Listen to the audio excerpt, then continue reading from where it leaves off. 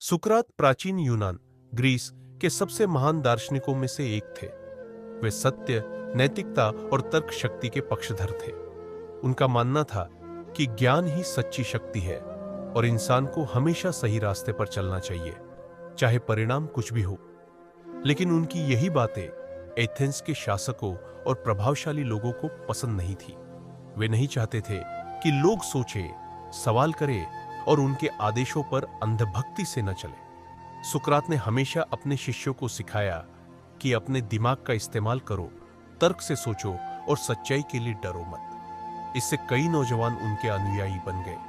लेकिन एथेंस के नेताओं ने उन्हें युवा पीढ़ी को भ्रमित करने और देवताओं का अपमान करने का आरोप लगाकर जेल में डाल दिया। उन पर मुकदमा चलाया गया और उन्हें झर पीकर मरने की सजा सुनाई गई। सुकरात को जेल में डाल दिया गया।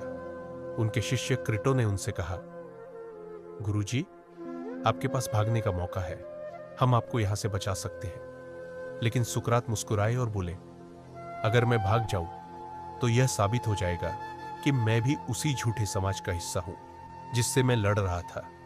मैं न्याय और सत्य के लिए जिया हूं तो उसी के लिए मरूंगा भी। उनका मानना था कि गलत कानून को मानना भी उतना ही गलत है जितना कि गलत काम करना। फैसले के दिन सुकरात को जहर का प्याला दिया गया।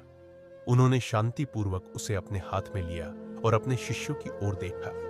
वे बोले, मुझे मौत का डर नहीं, आत्मा अमर है। मेरा शरीर तो नश्वर है, लेकिन मेरे विचार हमेशा जीवित रहेंगे। इसके बाद उन्होंने जहर पी लिया। धीरे धीरे उनका शरीर सुन्न होने लगा, लेकिन उनके चेहरे पर शांति थी। कुछ ही क्षणों में वे मृत्यु को प्राप्त हो गए। सीख, सुकरात की मौत हमें सिखाती है कि सत्य और न्याय के लिए खड़े रहना चाहिए, भले ही इसकी कीमत हमारी जान ही क्यों न हो। विचारों को मारा नहीं जा सकता, वे अमर रहते हैं।